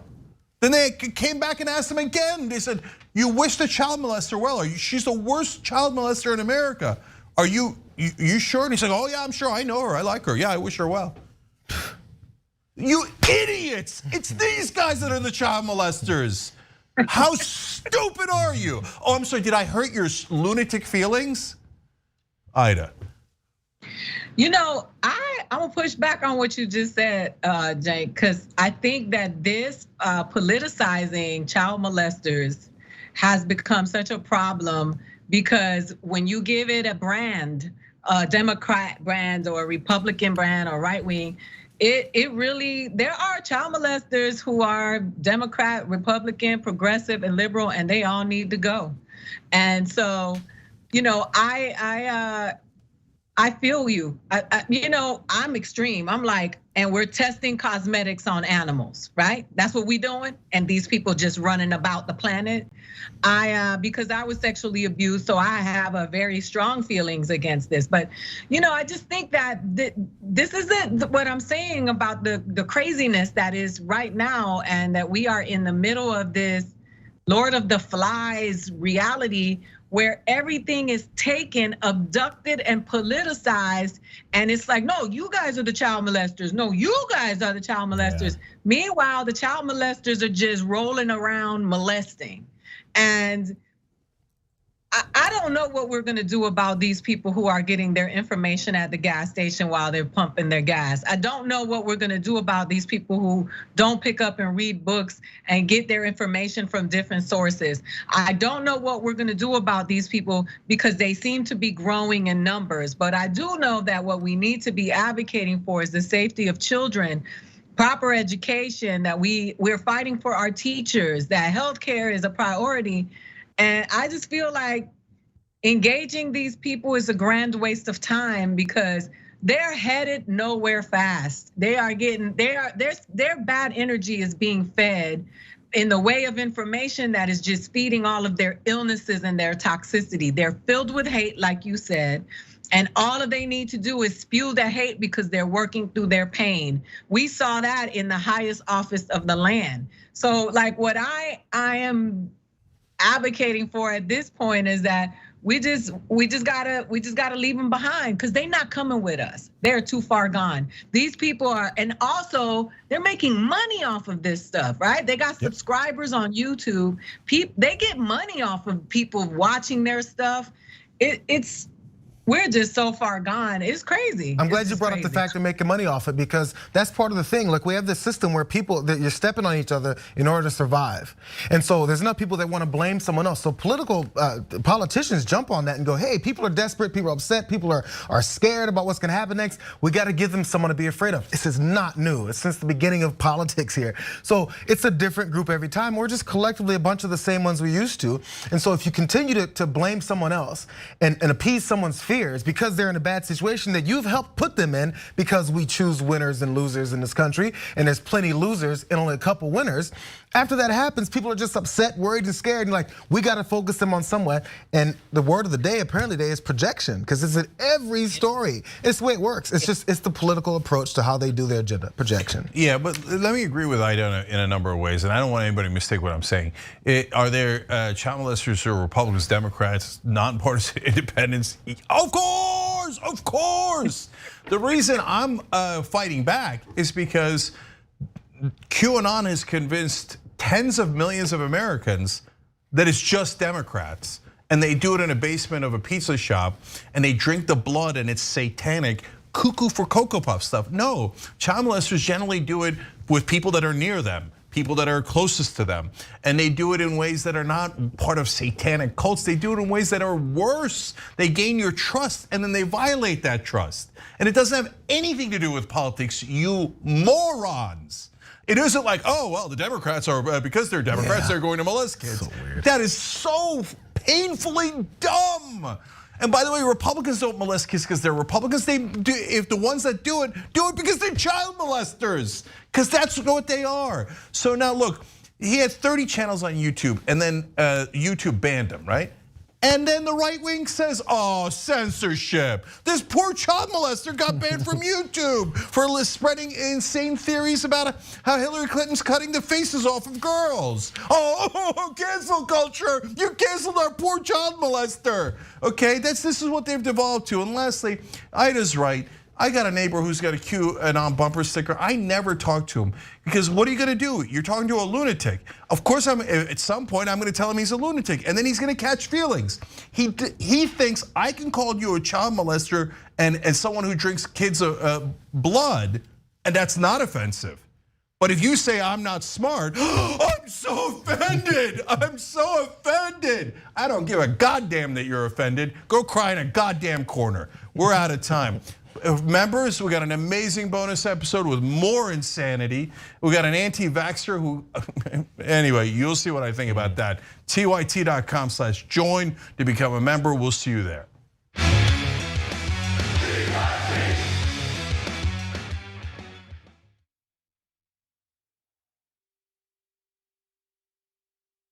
You know, old school was pitched to me from Jank. It'll just be me, you, Jesus, Ben, and maybe Michael. And we're like, okay, cool. I can do that every week. As you can see, me, Jesus, Ben. When you make the order, it says, don't exceed $20.01. So I'll just order literally anything to get it as close to that as I possibly can. I'm sorry that I ordered $45 worth of food and got an email saying, sir, would you like to rethink that? What are you talking about? I was in hell. I was just like, oh my God, the theater's empty, nobody's here. Everyone on screen keeps fucking cursing. Why did I let this happen? And the whole thing looks like it was shot through